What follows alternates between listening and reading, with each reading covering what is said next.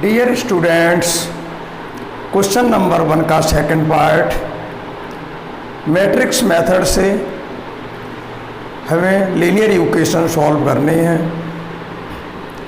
Second part 2x minus y minus 3z 2x minus y minus 3z is equal to 1, x plus y plus z equal to 6, x minus y plus z x minus y plus z is equal to 2। 95 में आया है, 1995 कल किया था वो 89 में आया था। क्लियर है।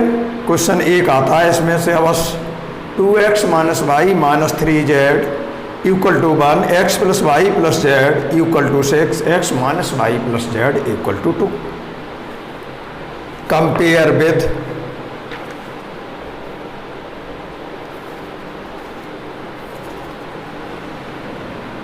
ये लीनियर इक्वेशन जो दी हैं उनको हम करेंगे compare with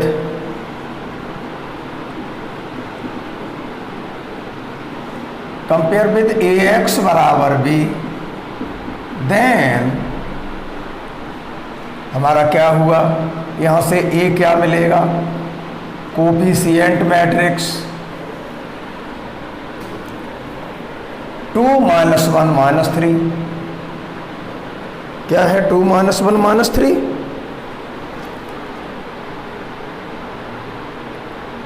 two minus 1 minus 3, okay 2 minus 1 minus 3, 1 1 1 x y z के गुणांक उठा लो, 1 माइनस 1 1,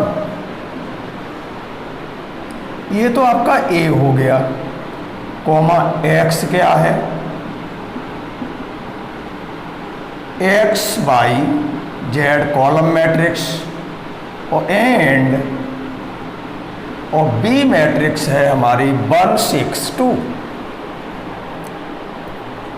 ये भी कॉलम मैट्रिक्स है 1 6 2। Now the augmented AUGMENTED, now the augmented matrix is augmented matrix को हम AB लिखते हैं, तो AB बराबर 2 minus 1 minus 3 1 1 1 1 minus 1 1, A matrix लिख लिया। उसके बाद पार्टीशन लगाने के बाद बी मैट्रिक्स को लिख लेते हैं 1 6 2। हम किसी तरह only row operation applying, column नहीं लगाना, रो से हम किसी तरह A11 को 1 बनाते हैं, तो चाहे इसको यहाँ ले आओ, इसको यहाँ कर दो, चाहे इसको यहाँ ले आओ, इसको यहाँ कर दो, तो इसमें लगा दीजिए बाई R12 लगा दिया जाए, तो R1 की जगह तो मैं R2 लिख दूंगा और R2 की जगह R1, तो AB इक्विवेलेंट क्या बनेगा, R2 को R1 की जगह ले आए इस सेकंड रो को, तो 1 1 1 पार्टीशन और 6 1 1 1 6 यहाँ ले आए, इसको इसकी जगह पहुंचा दो 2 माइनस 1 माइनस 3 1, और तीसरा अपनी जगह पर रो रहेगा 1 माइनस 1 1 और 2। यहाँ तक समझ में आ गया होगा, मैंने इसको 1 बना लिया। अब मुझे ये 0 करने हैं, तो लिखिए बाई, बहुत सिंपल है,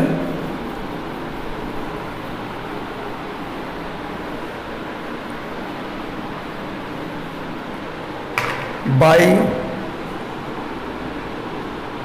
R2 माइनस R1 2 का पीछे गुणा, R2 माइनस R1 2 का पीछे गुणा, और एंड R3 माइनस R1 1 का पीछे गुणा, इतना ही रहेगा।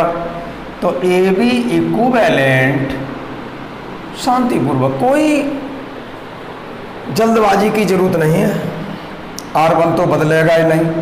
तो 1 1 1 पार्टीशन 6, और R2 में से R1 घटाएं 1, R2 में से R1 घटाएं -2, इसमें से इसे घटाइए 1, इसमें से इसे घटाइए -2, इसमें से इसे घटाइए -4, और इसमें से इसे घटाइए तो -5। अब R3 माइनस R1 0, क्या किया था, गलत किया, 2 का गुणा नहीं किया, सॉरी, वही तो मैं कहूँ, 1 1 1 6 जैसा का तैसा लिख लिया। अब ये कहना था कि इसमें 2 का गुणा करिए, R2 माइनस 2 R1 का मतलब इसमें 2 का गुणा इसमें से घटाइए 0, इसमें 2 का गुणा इसमें से घटाइए -3, इसमें 2 का गुणा इसमें से घटाइए 0, इसमें 2 का गुणा इसमें से घटाइए -3, इसमें 2 का गुणा और इसमें से घटाइए -5, और इसमें 2 का गुणा 12 हो गया, और 1 में से 12 गया तो -11, और ये डायरेक्ट है R3 माइनस R1 0, R3 में से R1 घटाएं तो ये -2 हुआ।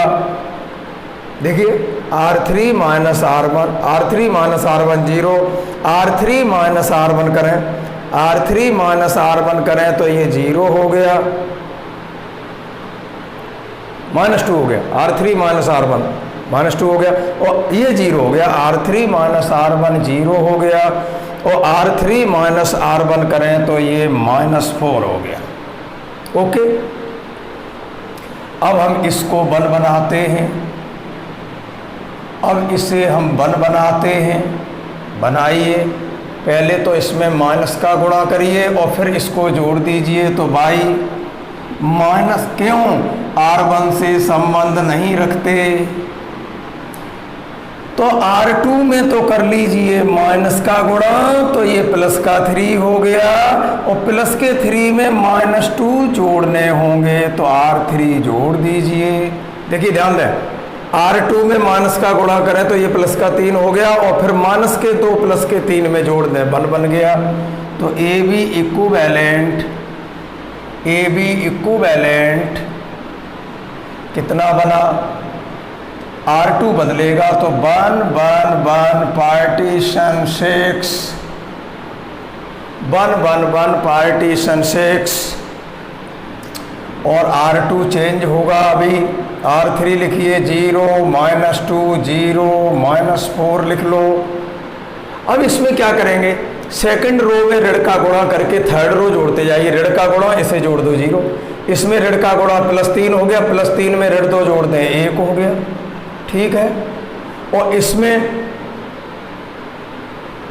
ऋण का गुणा इसे जोड़ दो 0, इसमें ऋण का गुणा तो धन प्लस के 3 हो गए, इसे जोड़ दो 1 हो गया, और इसमें ऋण का गुणा 5 हो गया, और इसमें जोड़ दो तो 5 हो गया, इसमें ऋण का गुणा धन 11, और धन 11 में ऋण 4 जोड़ दें तो +7। अब मुझे ये 0 करना है, तो R3 minus R2 by R3 minus R2 -2 का पीछे गुणा। हमारा काम क्या है, इसे 1 बनाइए, R2 माइनस R1 इसका पीछे गुणा, R3 माइनस R1 इसका पीछे गुणा, हो गया काम, यहाँ पर आ गए। अब इसे A22 को 1 बनाइए, लेकिन पहली रो से संबंध नहीं रखते हैं, सेकंड थर्ड से बना दिया मैंने इसको 1। जब ये 1 बन गया तो इसके नीचे वाला 0 करेंगे, ऊपर वाला 0 नहीं करते, इसके नीचे वाला 0 करें तो R3 माइनस R2 और -2 का पीछे गुणा। चलिए, तो ए बी इक्विवेलेंट कितना बना, R3 बदलेगा तो 1 1 1 6 पार्टीशन, और ये 0 1 5 और ये 7, R3 कितना बदलेगा, R2 में 2 का गुणा इसमें जोड़ दो 0, इसमें 2 का गुणा इसमें जोड़ दो 0, इसमें 2 का गुणा तो 10 हो गया, इसमें 2 का गुणा और इसमें जोड़ दो तो ये 10 हो गया, और इसमें 2 का गुणा 14 और इसमें जोड़ दो तो ये भी 10 हो गया। समझ में आ गई होगी बात। इसको हम बना भी सकते हैं और नहीं भी बनाए तो कोई बात नहीं, मेरा 2 ही काम है, इसे बना के ये 2 जीरो करना और फिर इसे बना के नीचे ये 0 करना।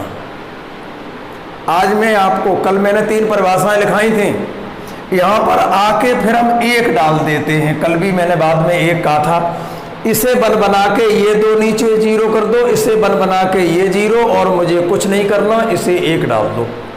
मैं आज आपको बताता हूँ क्या करते हैं।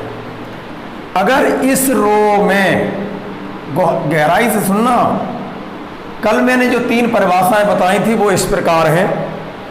अगर हमारे इस रो में ये 2 ही 0 होंगे,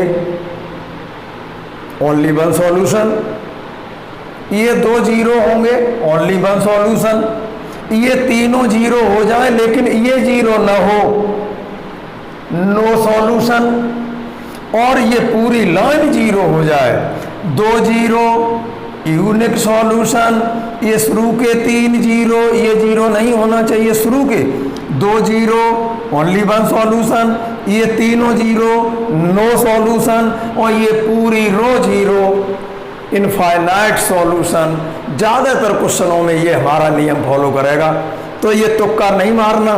जो मैंने परिभाषाएं बताई थी, case first, case second, case third, उसी पे विश्वास रखेंगे। लेकिन ये मैंने हटके एक बात बता दी कि ये 2 0, हमारा नियम क्या है, इसे बना के ये 0 करते हैं, इसे बना के ये नीचे 0 करते हैं, इससे ज़्यादा हम कुछ नहीं करते। लेकिन इनको 0, 3 को, ये डायगोनल है ना, इसके नीचे के ये 0 करते हैं और यही 0 हो और कोई 0 ना हो तो ओनली 1 सॉल्यूशन।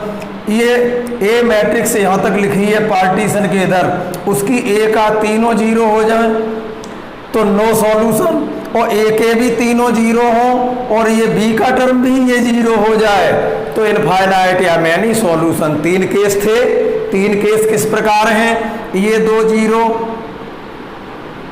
ये 2 0 यूनिक सॉल्यूशन या ओनली 1 सॉल्यूशन, ये तीनों 0 नो सॉल्यूशन, और ये पूरी लाइन 0 इनफाइनाइट सॉल्यूशन। लेकिन हम विश्वास अपनी परिभाषा पर ही करेंगे। अब यहाँ नंबर 1 डालने के बाद अब मैं इसको मिटा देता हूँ, ये तो मैं समझा रहा था, बढ़िया बात थी।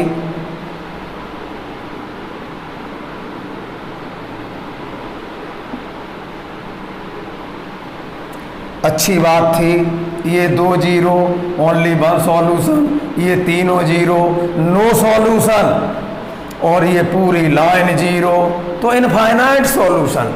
अब चला करेंगे, चलिए क्या हुआ, तो यहाँ पर ये जो पार्टीशन के इधर लिखा है वो ए है, ये ए है, और इनमें से कोई एक कॉलम हटा दें, उसकी जगह बी वाले को सम्मिलित कर दें तो उसे हम ए बी बोलते हैं। तो अभी मैं निकाल रहा हूँ डिटर्मिनेंट ऑफ A3/3, ये 3/3 का ए मैट्रिक्स है तो इसी का डिटर्मिनेंट निकालूं तो इसके डायगोनल के नीचे का हिस्सा पूरा 0 है तो इन तीनों का गुणा कर दो तो इसका डिटर्मिनेंट आएगा 1 × 1 × 10, तो 10 × 10 × 10 10 आ गया जो कि 0 नहीं है। देयरफॉर, नीचे लिख देता हूँ, therefore rank of A is equal to 3 आ चुकी है। Rank of A is equal to 3 आ चुकी है। अब यहीं पर मैं निकालूंगा डिटर्मिनेंट ऑफ ए बी। ध्यान देना, करना ए में और ए बी में क्या फर्क है, ए में प्रॉपर ए के ही एलिमेंट होंगे जबकि ए बी में ए के भी कोई 2 कॉलम होंगे और जो तीसरे कॉलम की जरूरत है वो बी का अवश्य होगा। तो अब जैसे मैं इसको हटा दूं और इसकी जगह पर इसको ले लूं, यहाँ ए बी लिखूं तो ए बी क्या है बनेगा 1 0 0 1 1 0 और इस ए का एक कॉलम मैंने रोक लिया, उसकी जगह पर बी वाले को रख दें तो ए बी कहलाता है। 6 7 10, इसका भी डिटर्मिनेंट कितना आ रहा है, डायगोनल के नीचे का हिस्सा 0, तो 1 गुणा 1 गुणा 10, ये भी 10 आया जो कि 0 नहीं है। तो देयरफॉर, यहाँ कॉमा लगा दो, देयरफॉर ए बी भी तो 3/3 का 0 नहीं हुआ, तो रैंक ऑफ ए बी बराबर भी 3 आ गई। अब एक बात देखिए, here rank of A B 3 है, ए की रैंक 3 है, ए बी की भी रैंक 3 है, और लीनियर इक्वेशन जो लिखी थी उनमें आपके नंबर ऑफ अननोन का मतलब एक्स वाई जेड भी 3 हैं। तो यहाँ परिभाषा कौन सी लग रही है, लिखिए हियर, ये एक नंबर 1 लिखा है, ये नहीं मिटाना है। अब हम चेक कर रहे हैं कि ये हमारी हल तो हो गई, लेकिन कौन सा सॉल्यूशन होगा। तो सॉल्यूशन चेक करने के लिए ए का डिटर्मिनेंट चेक करते, ए की रैंक निकालते हैं, फिर ए बी की निकालते हैं, इनमें से एक कॉलम कम करके उसकी जगह बी का लिख के, तो ये हमारा लिखिए हियर, प्रैक्टिस करा दूंगा बढ़िया वाली। हियर रैंक ऑफ ए बराबर आ रही है हमारी रैंक ऑफ ए बी, तो इक्वेशन कैसी हुई, कंसिस्टेंट। और इनकंसिस्टेंट हो तो नो सॉल्यूशन, और कंसिस्टेंट हो तो सॉल्यूशन 2 प्रकार का होता है, यूनिक सॉल्यूशन या इनफाइनाइट सॉल्यूशन। यूनिक सॉल्यूशन तब होता है जब रैंक ऑफ ए बराबर रैंक ऑफ ए बी का मतलब कंसिस्टेंट तो हो, लेकिन नंबर ऑफ अननोन के भी बराबर हो। नंबर ऑफ अननोन के भी बराबर हो, जो कि 3 है। कैसे, रैंक ऑफ ए भी 3 है, रैंक ऑफ ए बी भी 3 है, और नंबर ऑफ अननोन भी 3 है, तो ये तीनों चीज बराबर है। देयरफॉर द इक्वेशंस आर, आज सिखा के मानूंगा मैं, equations are consistent and have, consistent है और रखती हैं कैसा solution, and have unique solution. Unique कहिए या कोष्टक में ओनली 1 कहिए, ओनली 1 सॉल्यूशन। यूनिक कहिए या ओनली 1 सॉल्यूशन रखती हैं इक्वेशन हमारे। तो नाउ अब ये पता लग गया कि ओनली 1 सॉल्यूशन है। नाउ फ्रॉम, यहाँ से चालू करते हैं, ये आपका ए लिखा है, ये आपका बी लिखा है, तो इस फॉर्म को ax बराबर b में लिखते हैं। नाउ फ्रॉम ax बराबर b, b है, ऐसे करके लिखें तो ax करें, इस a में x का गुणा तो 1 into x, 1 into y और 1 into z, और तीनों जोड़ लिए और बराबर 6, और ये 0 into x 0, तो 1 into y, 5 into z और बराबर 7, और 0 into x, 0 into y और प्लस 10 into z बराबर 10। अब इनको सॉल्व कर लो। अच्छा, ईमानदारी से बताइए कुछ समझ में आ रहा है? आज कमेंट करें, समझ में आए तो यस लिखें और समझ में नहीं आए नो लिखें, और नहीं लिखा अगर कुछ तो मैं चैप्टर चेंज कर दूंगा अगला, क्योंकि मैं समझूंगा कि आपकी समझ में न तो यस है और न नो है। और जब दोनों चीज नहीं, आप कहें समझ में नहीं आया तो मैं समझाऊं, आप कहें समझ गए तो मैं आगे बढ़ूं। जब तुम कुछ नहीं कहते हो तो मुझे आगे बढ़ना है फिर अपने आप सेल्फ। तो आज कमेंट, वीडियो देखने के बाद कमेंट अवश्य करें, और हर एक की अटेंडेंस कमेंट के अनुसार होगी। जिसका कमेंट आएगा उसका मतलब है उसने वीडियो देखा है, जिसने कमेंट नहीं किया वीडियो नहीं देखा। तो कुल मिला के जो कहें उसको फॉलो करें। तुम्हें क्या शर्म लगती है कमेंट करने में? सही है तो सही कहिए, गलत है तो गलत कहिए, क्या प्रॉब्लम है? तो हम इसको देखते हैं। tan z बराबर tan तो यहाँ से मिला, देयरफॉर z बराबर 1 मिल गया। इससे वो z का मान यहाँ लगा दें तो 5, और 5 इधर जाके 7 में से घट गए तो y बराबर 2 हो गया। 7 माइनस 5 बराबर 2।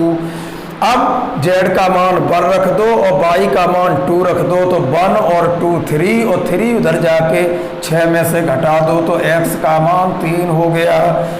ना हैंस माने अतः, hence the solution is.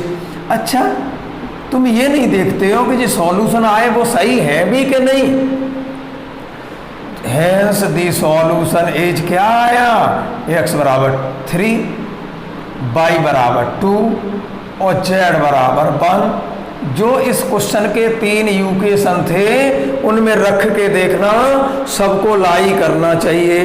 Question number अगला लिखता हूँ, समझ में आ गया होगा। लेकिन क्वेश्चन हम डायरेक्ट भी हल कर सकते थे, इस परिभाषा को नहीं दिखाते। लेकिन ये जो परिभाषा है वो हमारी वैल्यूएशन को वेरीफाइड कर देती है कि हमारा सॉल्यूशन आखिर किस प्रकार का होना चाहिए। ओनली वन सॉल्यूशन या नो सॉल्यूशन या इनफाइनाइट सॉल्यूशन। चलिए अगला क्वेश्चन करते हैं। ये हमारा 93 और 96 में आया है थर्ड पार्ट इसी क्वेश्चन का। पहले क्वेश्चन का फर्स्ट पार्ट हो गया, पहले क्वेश्चन का सेकंड पार्ट हो गया।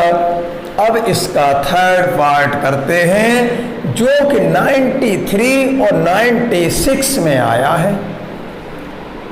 जिस पर ईयर पड़ी हो उसको जरूर करें, क्योंकि अनसॉल्व्ड पेपर अपने आप कंप्लीट हो जाता है। क्योंकि जो जिस ईयर में आया उसे अवश्य करते जाइए।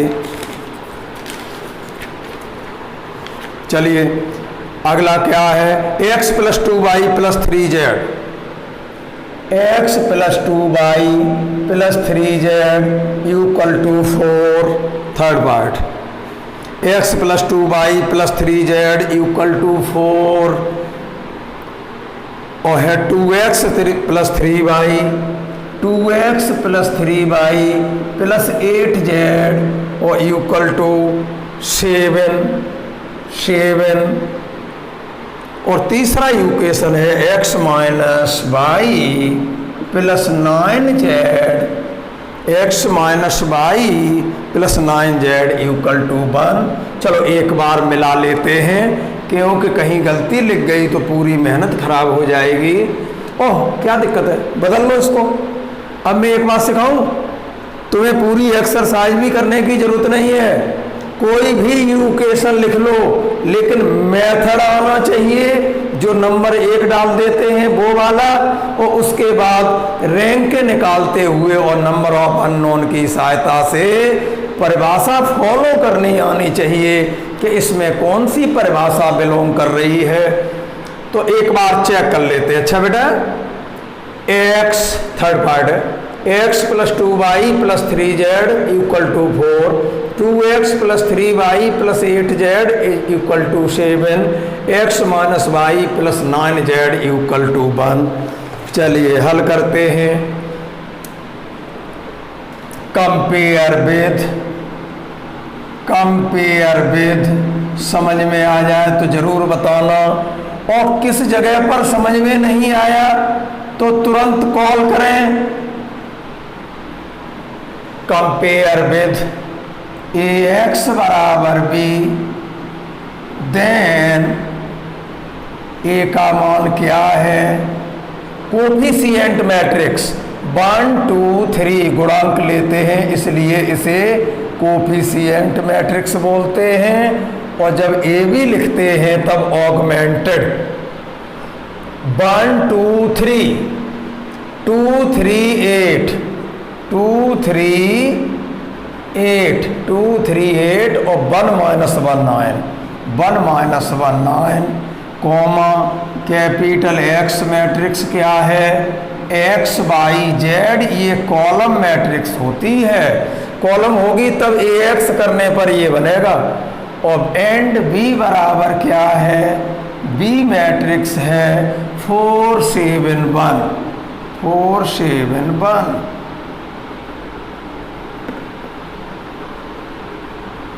चलिए, जब ये है तो नाउ कहते हुए नाउ दी ऑगमेंटेड, कैसा देखें साफ आ रहा है कि नहीं,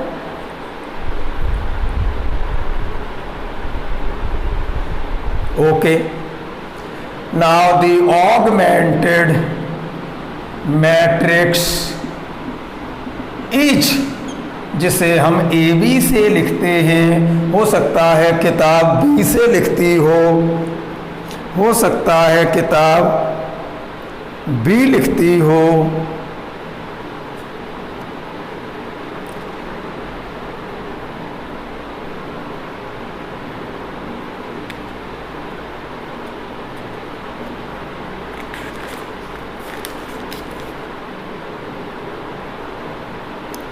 ऑगमेंटेड मैट्रिक्स लिख लेते हैं ये।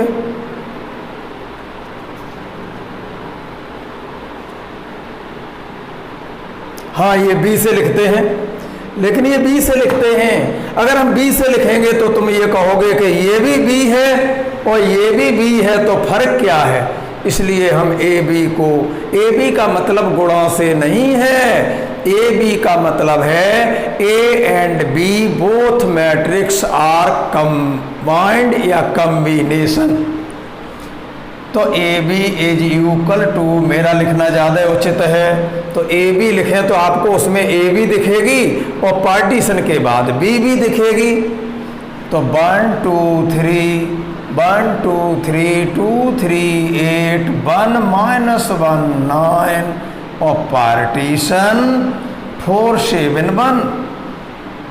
ठीक है, किसी तरह इसे 1 बनाते हैं, 1 बना रखा है तो फिर इनको 0 करते हैं, तो इनको 0 करने के लिए बाई R2 माइनस R1 2 का, R2 माइनस R1 2 का पीछे गुणा और एंड और R3 माइनस R1 इस 1 का पीछे गुणा। सही बात है। चलिए करते हैं, तो ए बी इक्विवेलेंट लिखा जाएगा, पूरा पूरा समझ में आ रहा होगा। 1 2 3 पार्टीशन 4 जैसा का तैसा। अब R1 में 2 का गुणा करिए इसमें और इसमें से घटाइए, 2 का गुणा इसमें से घटाओ 0, 2 का गुणा 4 और 3 में से 4 घटाओ -1 और इसमें 2 का गुणा और इसमें से घटाओ तो 2 हो गया और इसमें 2 का गुणा तो 8 और 7 में से 8 गया तो -1। Very good.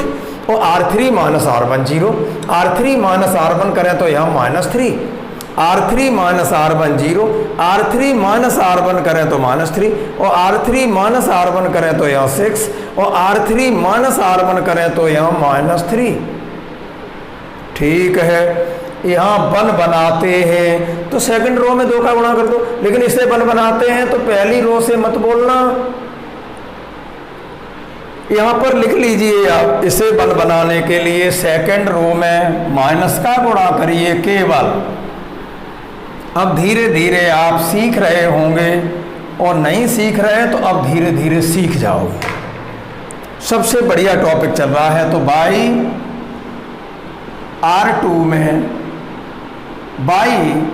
R2 में केवल माइनस का गुणा करना है बस। चलिए, तो ए बी इक्विवेलेंट R2 में गुणा माइनस का करूंगा तो पहला तो जैसा का तैसा 1 2 3 पार्टीशन 4 और ये आपका माइनस का गुणा करें तो 0, ये +1 तो ये -2 तो ये +1 हो जाएगा और ये जैसा का तैसा 0 -3 -0 -3 +6 है, 0 -3 +6 और -3, ये जैसा का तैसा।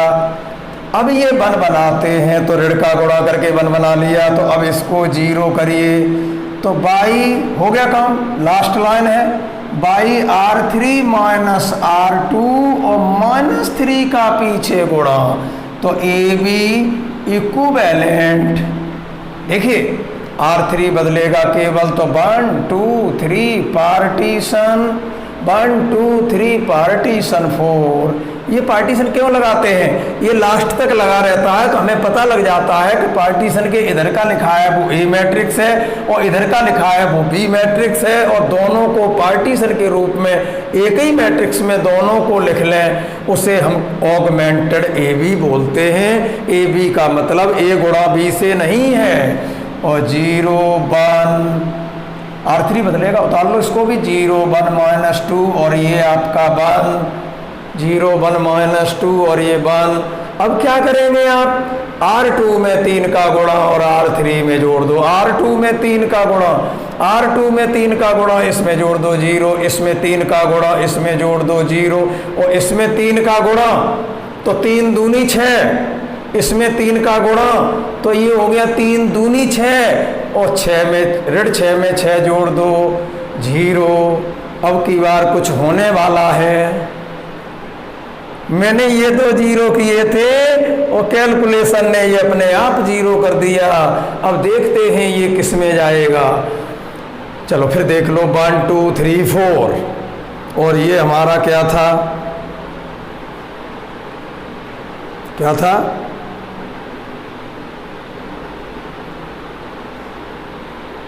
कहीं गलती तो नहीं की, R3 माइनस R1 किया, चलिए ठीक है ठीक है। चलिए अभी देखता हूँ, ये हमारा 1 2 3 4, बहुत अच्छा क्वेश्चन। ये 3 0 करते थे, ये अपने आप हो गया। अब देखते हैं स्थिति क्या बनेगी। हमारा क्या था, इसमें 3 का गुणा, इसमें जोड़े 0, और इसमें 3 का गुणा, इसमें जोड़े 0, इसमें 3 का गुणा 3 दूनी 6 ऋण के धन 6 में जोड़े 0, और ये क्या हुआ, और इसमें भी 3 का गुणा और इसमें जोड़े 0। मैंने क्या बोला था, मैंने ये बोला था कि ये 2 0 हो तो केस फर्स्ट ओनली 1 सॉल्यूशन, ये 3 0 हो तो नो सॉल्यूशन, और मैंने कहा था कि ये पूरी लाइन 0 हो तो इनफाइनाइट सॉल्यूशन। अब देखता हूं यहाँ पर, ये लाने खिंची रहने दो, आप देखते रहेंगे घर पर भी कि ये 2 0 हो तो ओनली 1 सॉल्यूशन होता है, और ये 3 पद 0 हो जाए, यहाँ तक जी 0 न हो तो हमारा नो सॉल्यूशन, और ये पूरी रो 0 हो जाए तो इनफाइनाइट सॉल्यूशन। इसको हम 1 कह लेते हैं, और 1 कहने के बाद हम कहते हैं कि हियर डिटर्मिनेंट ऑफ ए निकालें। चलिए 3/3 का डिटर्मिनेंट देखो क्या आ रहा है, ए का, ये हमारी ए लिखी हुई है, इस ए का 3/3 का डिटर्मिनेंट निकालें तो पूरी रो 0 है, तो 3/3 का डिटर्मिनेंट 0 हुआ। अब हम 2/2 का डिटर्मिनेंट चेक करेंगे, क्योंकि रैंक 3 नहीं है, रैंक 3 नहीं है क्योंकि ए में एक रो 0 है, तो इसका डिटर्मिनेंट 3/3 का 0 हो गया, तो इसका मतलब रैंक 3 नहीं है। अब हम 2/2 के सब मैट्रिक्स बना के देखते हैं। मान लीजिए ये सब मैट्रिक्स मैंने बनाया और एक एक अनेक 2/2 का बनाए, ए के द्वारा 2/2 का बनाए तो 1 1 और 2 1, वो सॉरी 1 1 0 और 2 1, एक ही उठा लिया कोई। अब हमने इसे कैलकुलेट किया तो एक एक अनेक ऋण 0, तो 1 आ गया जो कि 0 नहीं है। तो यहाँ पर क्या हुआ, देयरफॉर, नीचे लिखें देयरफॉर रैंक ऑफ ए बताओ कितनी है, 2 है। अब कॉमा लगा लीजिए यहाँ। अब हम ए बी का डिटर्मिनेंट निकालते हैं। कैसे पता लगा, मैंने 3/3 का ए हल किया तो डिटर्मिनेंट 0 आ रहा है, रैंक 3 नहीं है। फिर मैंने 2/2 का उठा लिया जो कि मान दे गया, तो रैंक 1 की 2 हो गई। अब ए बी का निकालते हैं, तो ए बी का मतलब जानते हो, देखिए इसमें से इसे हटा दें तो भी ए बी बनेगा, ए और ये बी का कॉलम। इसे हटा दें तो भी एक रो जीरो है, इसे हटा दें तो भी एक रो जीरो है ए बी की, और इसे हटा दें तो भी एक रो जीरो है। तो इसका 3/3 का डिटर्मिनेंट इसका भी जीरो होगा, इसलिए इसकी रैंक भी 3 नहीं है। अब मैंने चलो इसे जैसे हटा लिया और मैंने इसे लिया और एक कॉलम बी का लिया, तो ए बी क्या बन सकती है, 1 0 0 और 2 1 0 2 और 1 1 0 2 1 0 और ए का ये रोक दिया और इसकी जगह पर मैंने 4 1 0 ले लिया, तो ये ए बी कहलाएगा। मतलब बी की उपस्थिति दिखा दो ए के साथ, इसका एक कम कर दो कोई सा और बी का एडजस्ट कर लो। अब हमारा कितना आ रहा है, इसका ये उठा लिया हमने। अब देखना इसकी एक रो जीरो है, तो इसका मतलब ये हुआ कि इसका डिटर्मिनेंट बराबर जीरो है। तो rank of A B is not equal to 3 नहीं है। तो देयरफॉर कॉमा लगाते हुए ये कॉमा, देयरफॉर अब ए बी डिटर्मिनेंट हम 2/2 का कोई बनाए, चाहे इसे बनाइए चाहे इसे बना लो, किसी को बना लो। हम जैसे ये ले लें 1 0 2 1 तो भी मान दे रहा है, और 2 1 4 1 इसको ले लो ना, तुम जो कहोगे ये तो इसमें भी था। चलिए इसे ले ले 2 1 4 1 और इसे कैलकुलेट करें 2 1 2 और ऋण 4 1 4 बराबर ऋण का 2 आ गया, जो कि 0 नहीं है। देयरफॉर ए बी की रैंक ऑफ ए बी भी कितनी आई, 2।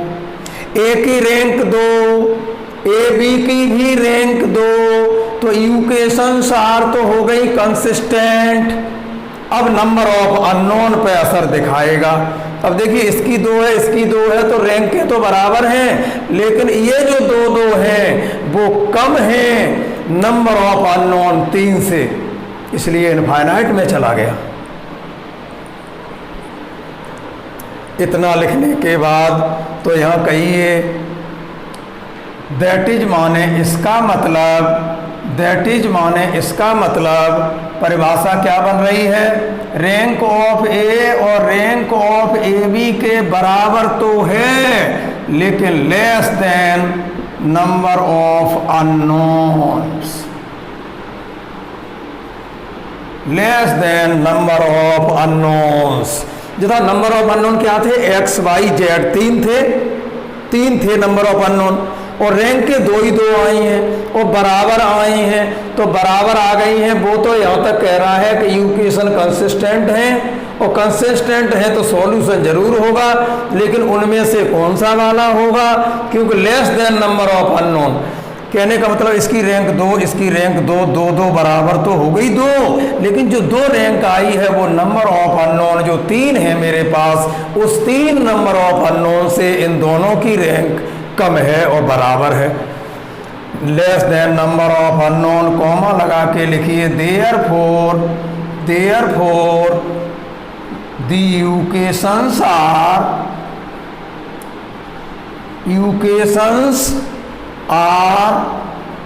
consistent and have consistent हैं और बराबर नंबर ऑफ अननोन के होती तो ओनली 1 सॉल्यूशन, और less than number of unknown हो तो एंड हैव इनफाइनाइट या मैनी, इनफाइनाइट और माने अथवा चाहे मैनी कहिए, मैनी सॉल्यूशंस में कितने रखते हैं ये, मैनी। देखते हैं इस वन में आ जाइए, नाउ फ्रॉम ए एक्स बराबर बी लिखो, यहां से समझ में आ रहा होगा। नाउ फ्रॉम नहीं आएगा तो संडे को सिखाऊंगा। नाउ फ्रॉम ए एक्स बराबर बी, बी है, ए एक्स बराबर बी लगाए तो आपका ए क्या है, ये रहा, और बी क्या है, ये रहा, तो इस ए का गुणा एक्स में करें तो 1 into x, 2 into y, 3 into z और बराबर हो गया 4। यहाँ पर लिखेंगे तो 0 इंटू एक्स नहीं लिखते, 1 इंटू वाई लिख लीजिए और -2 इंटू जेड लिख लीजिए और बराबर 1। अब एक बात बताऊं, यहाँ से कुछ नहीं हो रहा, 0 इंटू एक्स, 0 इंटू वाई और 0 इंटू जेड और बराबर 0, तो यहाँ से कुछ नहीं लिखना। अब एक बात बताऊं तुमको, रैंक ऑफ ए और रैंक ऑफ ए बी की जो रैंक बराबर आई है वो कितनी है? 2। नंबर ऑफ अननोन कितने हैं? 3। दोनों में अंतर कितने का है? 3 में से 2 घटा दें तो 1। तो हमें एक कोई कांस्टेंट मानना पड़ेगा। नंबर ऑफ अननोन और रैंक में जो अंतर होता है उतने ही इसमें से हमें कोई अपनी तरफ से कांस्टेंट मानने पड़ते हैं, और जो आप कांस्टेंट के मानते हैं इसीलिए मैनी सॉल्यूशन हो जाता है, क्योंकि इसके मान के पर डिपेंड करेंगे, के पदों में मान आएंगे इसके। और लेकिन जब के का मान 1 2 3 एंड सो ऑन रखते चले जाएंगे तो यहाँ से मैनी सॉल्यूशन प्राप्त होते हैं। तो यहाँ लेट कहना होगा, लेट जेड को के मान लो इसको, या फिर बाई को मान लो। इसमें तो 3 टर्म है तो इसमें से मत मानो, और इसमें बाई और जेड हैं। अब या तो कहीं से बाई का मान मिल जाए तो हम जेड का निकाल लें, या फिर जेड का मिल जाए तो हम बाई का मान निकाल लें।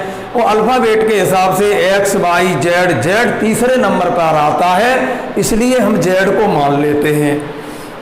तो लेट कर लिया मैंने जेड का मान के, और जेड का मान के नहीं मानोगे तब तक ये सॉल्व ही नहीं होंगे। तो हमें एक कोई न कोई मानना पड़ेगा, जेड का मान या बाई का, तब निकलना शुरू हो जाते हैं। अच्छा, जेड का मान के क्यों माना? एक्स वाई जेड में से एक वैल्यू जेड की के क्यों मानी? क्योंकि नंबर ऑफ अननोन 3 है और जो रैंक बराबर आई है वो 2 है, और 3 और 2 में अंतर है 1 का।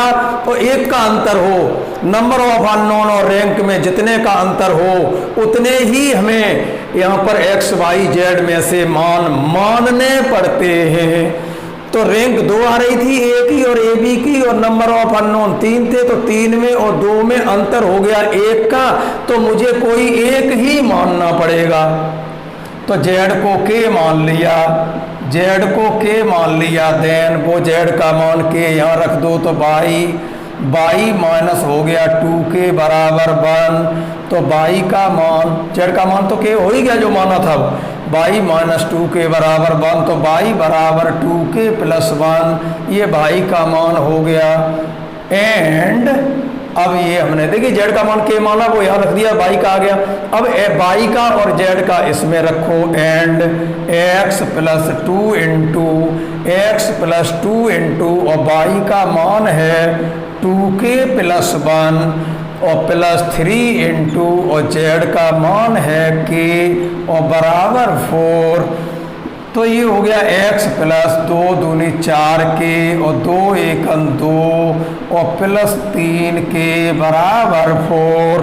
तो x बराबर 4 तो इधर है ही, और ये 2 घट गया, और 4 और 3 7 के भी घट गया। तो x की वैल्यू क्या आ गई? 4 में से 2 गए तो 2, तो 2 माइनस 7 के तो हो गया x का मान, और बाई का मान है 2 के प्लस 1, बाई का मान 2 के प्लस 1 और जेड का मान के। तो ये हमारा सॉल्यूशन हो गया। इसे मैनी सॉल्यूशन क्यों कहते हैं? कि x, देखिए x y z के मान ये रख दें समीकरण में तो संतुष्ट करेंगे, k का मान मिल जाएगा, किसी में रख दो। x y z के मान ये आ गए, अब यहाँ पर k का मान 1 लगाएंगे तब कुछ सॉल्यूशन मिलेंगे। x y z के मान, x y z का मान 1 सॉल्यूशन हो गया, k बराबर 2 लगाओगे तो दूसरा हो गया, 3 लगाओगे तो इसी तीसरा हो गया, और एंड सो ऑन लगाते रहो इनफाइनाइट तो ये मैनी या इनफाइनाइट सॉल्यूशन होते हैं। ठीक है, तो एक्स वाई जेड के मान के रूप में लिखे रहने दो, और अगर वो कहें कि इनके मान निकाल दो तो पुट कर लो के बराबर 1, के बराबर 1 करने पर मान आएंगे, वो भी समीकरणों को संतुष्ट करेंगे क्वेश्चन में, और के बराबर 2 पर मान आएंगे एक्स वाई जेड के, वो भी संतुष्ट करेंगे, और के बराबर 3 पे आएंगे, वो भी संतुष्ट करेंगे। जब सभी संतुष्ट करेंगे समीकरणों को तो हम के में ही रखे छोड़ दें तो क्या परेशानी है। देखते हैं ये मान किसके पदों में लिखे हैं। क्वेश्चन नंबर 1 का ये थर्ड पार्ट था, तो आपका इन ओनली 1 सॉल्यूशन हो गया पार्ट नंबर 1 और 2, और जो थर्ड पार्ट अभी मैंने किया ये हो गया मैनी सॉल्यूशन का। कहाँ है, बिल्कुल सही बात, x का मान 2 - 7k लिखा है, y का मान 2k + 1 लिखा है, और z का मान भी k लिखा है, तो ये के पदों में आ गया है। तो इसीलिए हम इसको मैनी और इनफाइनाइट सॉल्यूशन कहते हैं। के पदों में आंसर आए तो मैनी सॉल्यूशन, और के ना आए, और के कब नहीं आएगा, नंबर ऑफ अननोन के बराबर हो जाए दोनों रैंक, तो वो केस फर्स्ट। और अगर दोनों बराबर तो हों, कंसिस्टेंट तो हों, लेकिन नंबर ऑफ अननोन से कम हो तो मैनी सॉल्यूशन। और हमारी रैंक ऑफ ए और रैंक ऑफ ए बी के बराबर ना आए, या दूसरे शब्दों में कहिए rank of A less than आए रैंक ऑफ ए बी के, तो then the equations are not consistent, और माने अथवा इनकंसिस्टेंट, और अगर इनकंसिस्टेंट है तो the equations have no solution. तो देखिए ओनली 1 सॉल्यूशन का फर्स्ट एंड सेकंड पार्ट हो गया, मैनी सॉल्यूशन का थर्ड पार्ट हो गया। अब आपका नो सॉल्यूशन का और कहीं से एक क्वेश्चन फंस जाए सो ही आपका ये चैप्टर कंप्लीट हो जाएगा, और फिर जो टेक्निक वाले क्वेश्चन होते हैं वो हम एक्स्ट्रा करेंगे, और जो बेसिक होते हैं, बेसिक सॉल्यूशन होते हैं इसके ऊपर, वो काम मेरा खत्म होने जा रहा है। ठीक है, तो अब आप अपना होमवर्क लिख लीजिए आज। क्वेश्चन नंबर जो 1 का हमने फर्स्ट पार्ट किया, सेकंड पार्ट किया, थर्ड पार्ट किया, अब आप लिख लीजिए 4th part and 6th part. लाओ लिख देता हूं, किताब तुम्हारे पास है नहीं। और question number 2, so that the question number 2 में देखिए क्या कह रहा है, so that the following equations are consistent and solve then by matrix method. चलो तीनों लिख देता हूं।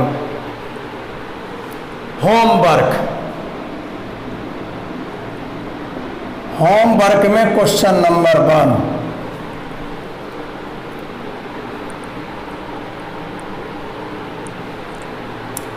होमवर्क में क्वेश्चन नंबर 1 है x + 2y + z, x + 2y और प्लस z बराबर x + 2y + z बराबर 2। ठीक है, x + 2y + z बराबर 2, 2x + 4y + 3z, 2x + 4y + 3z बराबर 2x + 4y + 3z बराबर 3। और तीसरी इक्वेशन लिखिए 3x + 6y + 5z, 3x + 6y और +5z, 3x + 6y + 5z बराबर 4। एक ये करेंगे आप question number 2, x + y + z = 9।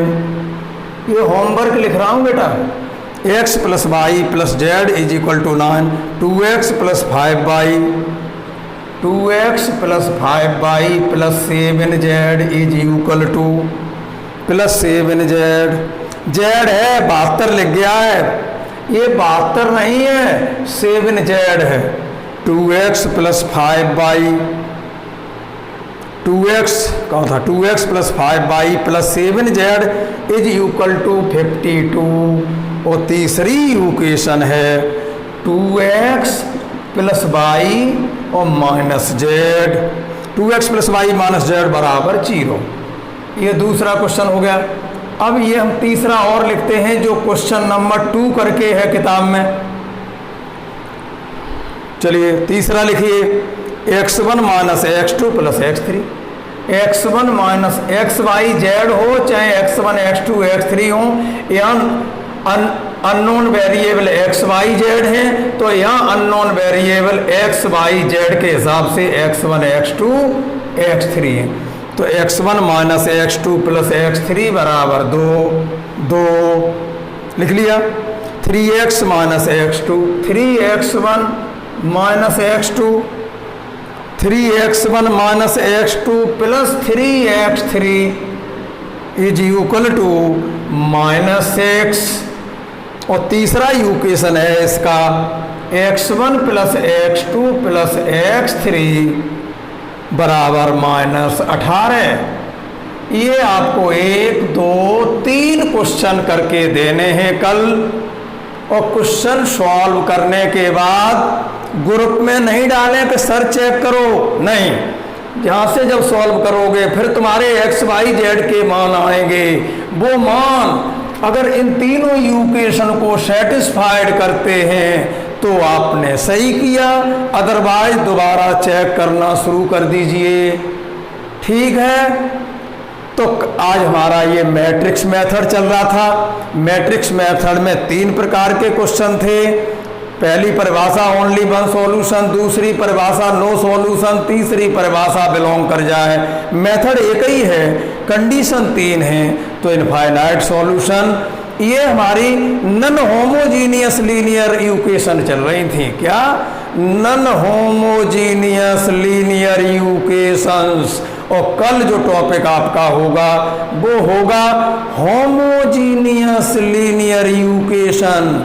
तो सबसे पहले आपको non homogeneous and homogeneous linear equation के बारे में मैं बताऊंगा कि ये कैसी होती हैं और इनका हल करने का तरीका क्या है। ठीक है।